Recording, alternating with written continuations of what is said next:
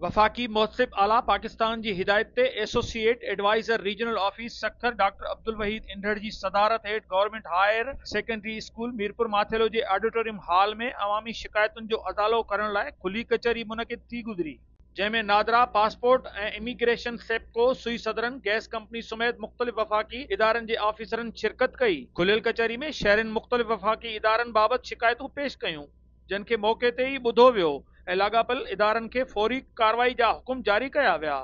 उन मौक़े ते डॉक्टर अब्दुल वहीद इंदड़ पंहिंजे ख़िताब में चयो त वफ़ाक़ी मुहसिब आला पाकिस्तान जी हिदायत मूजिबि मुल्क जे मुख़्तलिफ़ इलाइक़नि में खुलियल कचहरियूं मुनक़िद कयूं पियूं वञनि, जीअं अवामी शिकायतुनि जो फौरी अज़ालो थी सघे।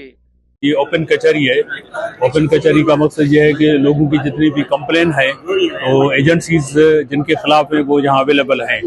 जो चीज़ यहाँ रिड्रेस हो सकती है तो यही हो जाएगी, अदरवाइज उनसे हम कंप्लेन ले लेते हैं और रजिस्टर करके फिर उनका मुदावा होगा।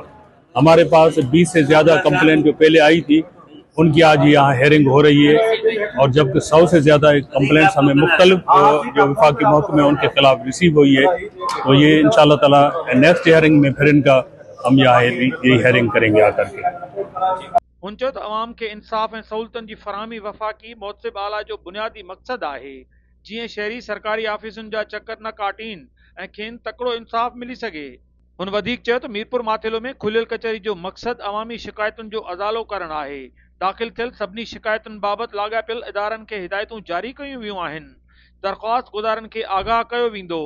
इन सिलसिले में महीने खां पोइ ॿीहर खुलियल कचहरी मुनक़िद कई वेंदी। Associate adviser doctor Abdul Wahid Indhar चयो त शहरी ख़ासि तौर ते वफ़ाक़ी इदारनि बाबति पंहिंजूं शिकायतूं दाख़िल कराइनि। खुलियल कचहरियूं मुनक़िद करण सां अवाम ऐं सरकारी इदारनि विच में राब्तनि खे मज़बूत करण ऐं अवामी मसइला हल करण में मदद मिलंदी। शहरनि वफ़ाक़ी मुहसिब आला पाकिस्तान जे क़दम खे साराहींदे उमीद ज़ाहिर कई त अवामी शिकायतुनि जे हल लाइ हीउ सिलसिलो जारी रहंदो।